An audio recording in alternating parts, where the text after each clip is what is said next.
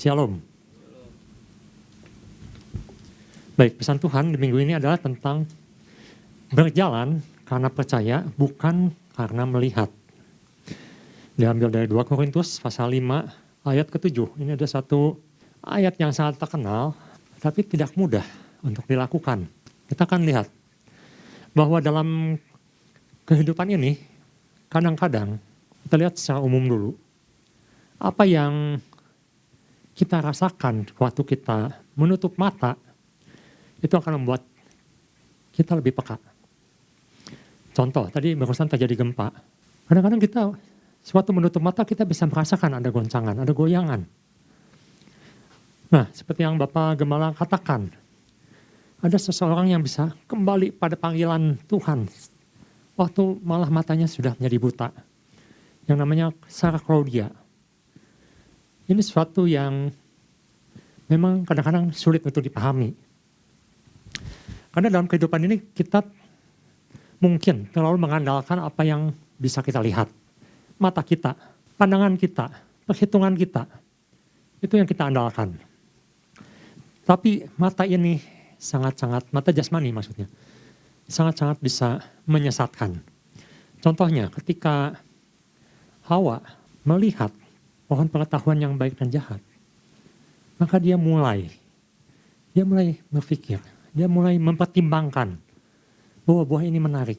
Dan kalau saya makan, maka saya akan menjadi seperti Allah. Akan sama menjadi Allah. Menyesatkan. Mata ini bisa menyesatkan. Mata ini bisa membuat kita khawatir. Sama seperti murid-murid dalam perahu.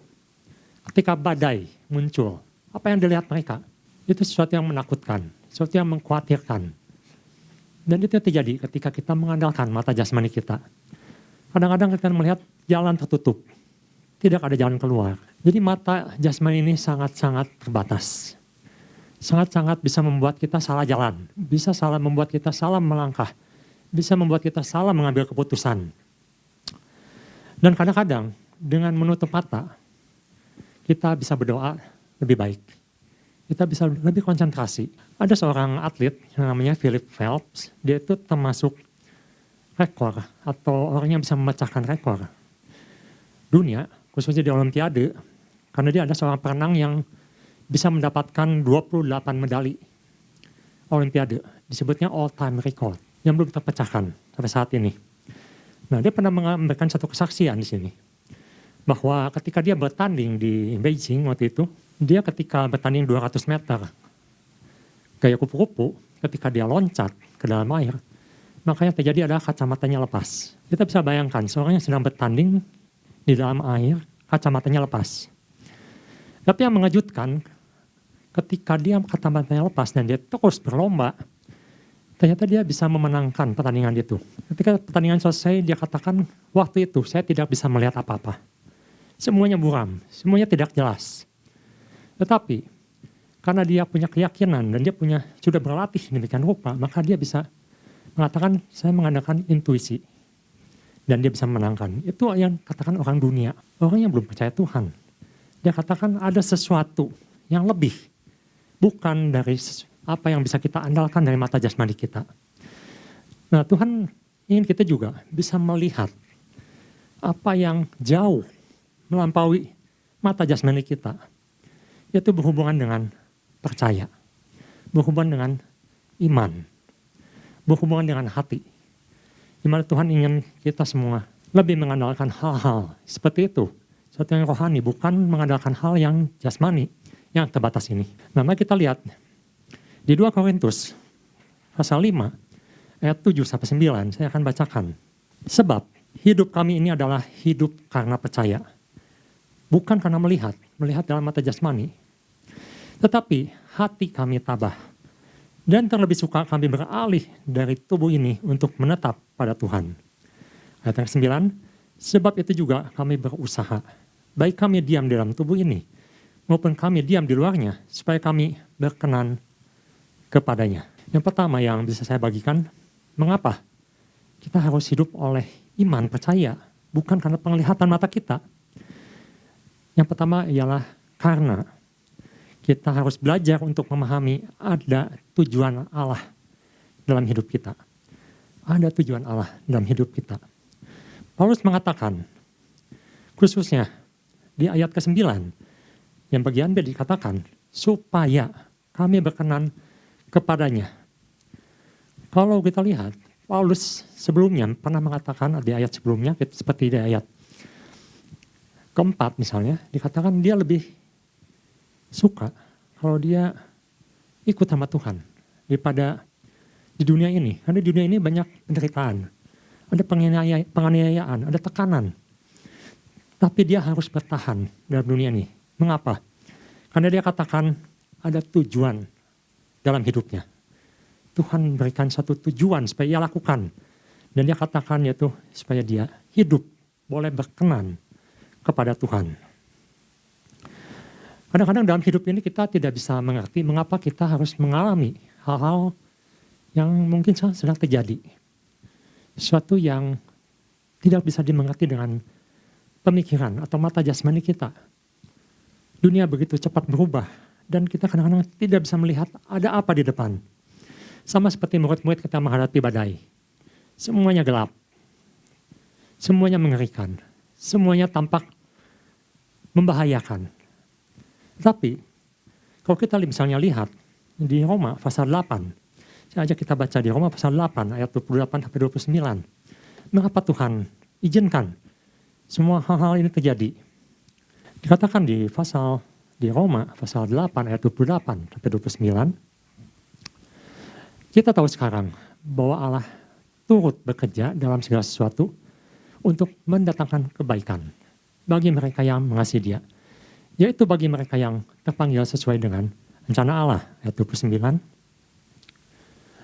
Sebab semua orang yang dipilihnya dari semua, mereka juga ditentukannya dari semua untuk menjadi serupa dengan gambaran anaknya, supaya ia anaknya menjadi yang sulung di antara banyak saudara. Dikatakan bahwa khususnya di ayat 28, ternyata Tuhan jadikan segala sesuatunya itu adalah untuk kebaikan kita anak orang percaya, anak-anaknya. Terjemahan lain mengatakan semua hal, segala sesuatu yang terjadi ini Tuhan jadikan baik, Tuhan jadikan segala sesuatunya menjadi baik untuk anak-anaknya.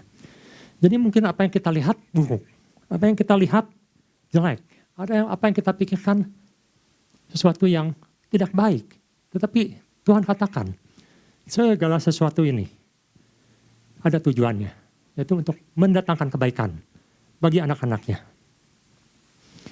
Jadi ada satu rencana yang Tuhan sedang kerjakan untuk kita. Dan pertanyaannya, apakah kita, ibu, bapak, percaya akan firman ini, akan janji-janji Tuhan ini ketika kita berjalan bersama Tuhan, sejalan dengan firman, dan kita tidak mengandalkan jasmani kita, penglihatan kita, mata kita, maka di situ dikatakan sebenarnya Tuhan sedang merencanakan sesuatu yang baik untuk anak-anaknya, untuk kita semua. Kita lihat di Matius pasal 18 ayat 9 misalnya. Tuhan mengingatkan bahwa bila mata kita ini menyesatkan, merusak, Tuhan katakan lebih baik jika mata itu cungkil. Maksudnya di sini tentunya bukan sesuatu yang sifatnya benar-benar dicungkil atau dikorek matanya. Tetapi Tuhan katakan kalau sampai mata kita ini membuat kita jadi sesat, menjadi berdosa, dia menjauh dari Tuhan, menjauh dari rencana Tuhan, maka Tuhan katakan lebih baik tidak punya mata. Ini suatu teguran yang keras ketika kita masih mengandalkan pandangan kita dalam menghadapi situasi dunia sekarang seperti ini. Dalam kehidupan rohani kita, Tuhan tegur dengan keras. Tuhan katakan kalau perlu cungkil mata. Supaya apa? Supaya kita tidak mengandalkan lagi apa yang menjadi kekuatan kita ketika kita memakai apa yang kita lihat secara jasmani. Karena kekhawatiran ini atau hal-hal yang di luar ini bisa mematikan iman kita, bisa membuat kita menjadi mandul, tidak bertumbuh dalam pengiran kita pada Tuhan. Kita lihat di Matius misalnya, pasal 13 ayat 22. Tuhan berikan satu perumpamaan. Seseorang yang sudah mendengar firman, sudah tahu firman, tetapi kekhawatiran itu menjepit sehingga menjadi mandul, sehingga tidak berbuah.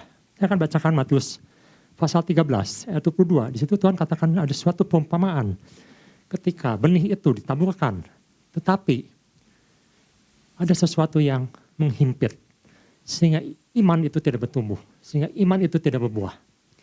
Dikatakan di sini, yang ditaburkan di tengah semak duri ialah orang yang mendengar firman itu.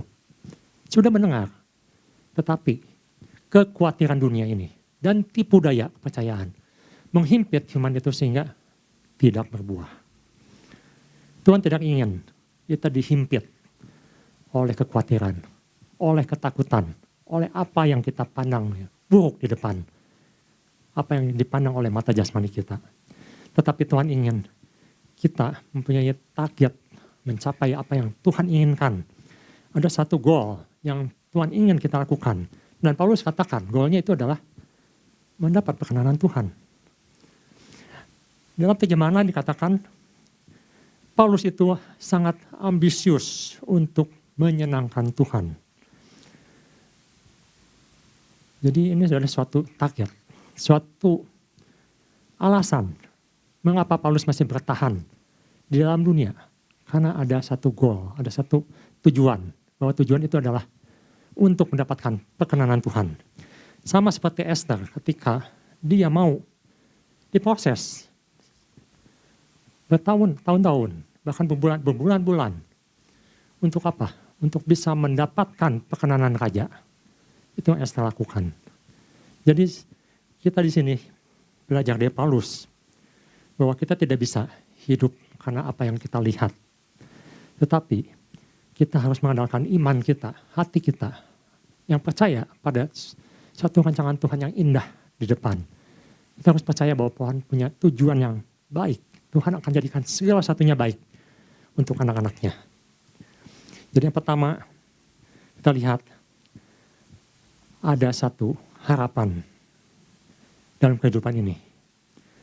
Bahwa Tuhan akan jadikan baik untuk kita. Jikalau kita mau ikut dan percaya dalam hati kita, dalam iman kita kepada pimpinan Tuhan. Ada suatu tujuan yang Tuhan tetapkan untuk kita semua. Yang kedua, kita bisa lihat di sini. Bagaimana kita bisa hidup karena percaya, karena iman, bukan karena melihat. Kita akan lihat kembali di 2 Korintus pasal 5 ayat 8 dan 9. Tetapi hati kami tabah dan terlebih suka kami beralih dari tubuh ini untuk menetap pada Tuhan. Sebab itu juga kami berusaha baik kami diam di dalam tubuh ini maupun kami diam di luarnya supaya kami berkenan kepadanya. Paulus katakan kalau ada pilihan seperti di pasal 5 ayat kedua dikatakan selama kita dalam kemah ini kita mengeluh. Karena kita rindu mengenakan tempat kediaman surgawi di atas tempat kediaman kita yang sekarang ini. Dia katakan kalau bisa, sebenarnya di dunia ini tidak lebih baik dibandingkan kalau dia ikut Tuhan. Banyak keluhan-keluhan, banyak penderitaan. Tetapi Paulus menerima. Dikatakan di ayat keempat, sebab selama masih diam di dalam kemah ini kita mengeluh oleh beratnya tekanan. Karena kita mau mengenakan pakaian baru itu tanpa menanggalkan yang lama. Supaya yang fana ini ditelan oleh yang hidup. Tapi di ayat kelima dikatakan tetapi Allah yang justru mempersiapkan kita untuk hal itu. Dan yang menggunakan roh pada kita sebagai jaminan segala sesuatu yang telah disediakan bagi kita. Nah itu yang membuat Paulus sadar. Bahwa apa yang dia inginkan tidak selalu itu sesuai dengan apa yang Tuhan inginkan. Oleh karena itu, yang kedua, kita bisa belajar dari Paulus di sini. Kalau kita bisa belajar mempunyai hati yang mau dibentuk dan tunduk kepada Bapa. Belajar untuk menundukkan diri. Orang yang sekali berPaulus pun mengatakan dia lebih suka ikut Tuhan. Kembali ke Bapa di surga. Karena buat dia ini satu yang berat. Banyak penderitaan. Banyak keluhan dalam kehidupan ini. Tetapi dia sadar kalau Tuhan masih tetapkan di situ. Artinya dia harus tunduk pada kehendak Bapa. Bukan apa yang dia sukai lagi. Bukan apa yang diinginkan lagi. Tapi ini masalah penundukan diri. pada apa yang Tuhan ingin Paulus kerjakan. Nah, ini juga harus menjadi satu keputusan yang sama dalam kehidupan kita, bahwa kita harus menundukkan diri pada apa yang Tuhan mau, mempunyai hati yang mau dibentuk. Mengapa kita harus punya hati yang dibentuk?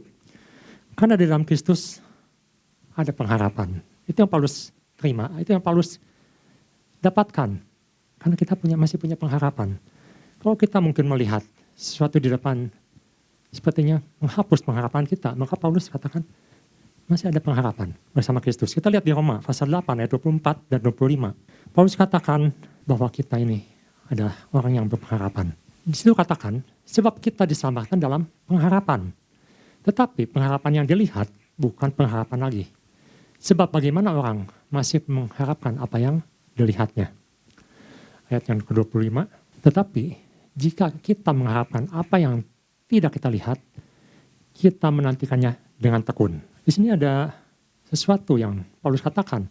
Kalau kita mengharapkan sesuatu yang kita sudah tahu di depan, pasti terjadi sesuatu yang kita sudah tahu persis, maka itu bukan pengharapan lagi. Tapi pengharapan itu adalah karena percaya. Karena percaya bahwa Tuhan akan melakukan sesuatu di depan untuk kebaikan kita. Dan pengharapan itu yang Paulus katakan, itu yang membuat kita seharusnya lebih bertekun. Kita lebih bertekun, kita lebih percaya lagi bahwa pengharapan itu ada di depan. Meskipun mungkin mata jasmani kita mengatakan tidak mungkin, pasti sulit, pasti susah. Tapi Paulus katakan Tuhan memberikan pengharapan untuk kita. Di 1 Timotius 4 ayat 10b, di situ katakan untuk hal itulah Paulus bekerja keras dan berjuang, sebab dia mengharapkan bukan pada sesuatu yang mati, tapi kepada Allah yang hidup. 1 Timotius 4 ayat 10b. Dikatakan di sini, karena kita menaruh pengharapan kita kepada Allah yang hidup. Juru selamat semua manusia, terutama mereka yang percaya. Pengharapan kepada Allah yang hidup, Allah yang tahu, Allah yang sudah menentukan kebaikan bagi semua anak-anaknya. Bukan suatu malapetaka, tapi suatu rancangan yang baik. Nah, jadi di sini kita bisa belajar bahwa apapun yang kita lihat sekarang, yang mungkin itu melemahkan, itu membuat kita menjadi tidak bergerak, membuat kita tidak bertumbuh dalam Tuhan, itu harus kita buang. Dan kita harus menaruh pengharapan kita jauh di depan, karena ada Tuhan yang sudah mempersiapkan sesuatunya untuk kebaikan kita. Nah, ada beberapa cara yang Paulus juga tuliskan supaya kita bisa tetap kuat, dibentuk iman kita. Kita lihat di 2 Korintus pasal 4 ayat 17. Di sini Paulus mengatakan bahwa apa yang kita alami sekarang ini adalah semuanya sementara. Tidak bisa dibandingkan dengan kemuliaan yang akan Tuhan nyatakan. Kemenangan yang akan Tuhan nyatakan untuk kita. 2 Korintus pasal 4 ayat 17. Sebab penderitaan ringan yang sekarang ini mengerjakan bagi kami kemuliaan kekal yang melebihi segala-galanya. Jauh lebih besar daripada penderitaan kami. Atau terjemahan lain mengatakan bahwa penderitaan atau yang kita alami sekarang ini, kesulitan yang kita alami sekarang ini, itu hanyalah sementara. Tetapi semuanya itu akan membawakan kemenangan, kemuliaan yang tidak terbandingkan. Di sini memakai kata kemuliaan, glory. Glory juga bisa berarti kemenangan. Kemenangan apa? Kemenangan bagi anak-anak Tuhan, di mana Tuhan menyatakan kemuliaannya di situ. Jadi bagian kedua ini, kita harus punya hati yang mau ikut, dibentuk oleh Tuhan untuk mendapatkan kemuliaan di depan yang akan Tuhan nyatakan. Dalam terjemahan The Message, 2 Korintus 4 ayat 18, di sini sangat bagus sekali diterjemahkannya. Saya akan bacakan dalam terjemahan The Message-nya. 2 Korintus 4 ayat 18. There is far more here than meets the eye. The things we see now are here today, gone tomorrow. But things we can't see now will last forever. Dengan kata lain, The Message katakan lebih banyak bahwa ada banyak hal-hal yang tidak bisa dilihat oleh mata jasmani kita. Yang mungkin hari ini kita tidak bisa lihat. tidak bisa kita rasakan. Tapi suatu hari di depan kita akan melihat bahwa Tuhan punya sesuatu yang indah, yang nilainya kekal, yang nilainya luar biasa, yang nilainya tidak bisa dibandingkan dengan apa yang bahkan kita harapkan sekalipun. Jadi saya belajar dan saya bagikan pagi hari ini, memang tidak mudah. Kita hidup masih dalam daging. Kita hidup masih dipengaruhi oleh mata jasmani kita. Tapi dua hal ini mengingatkan kita bahwa Tuhan ingin kita tidak lagi dikendalikan oleh mata jasmani kita. Karena ada tugas yang harus kita lakukan. Ada goal yang harus kita lakukan. Dan kita harus tunduk dan mau dibentuk untuk bisa mendapatkan kemenangan itu, kemuliaan itu di dalam Tuhan.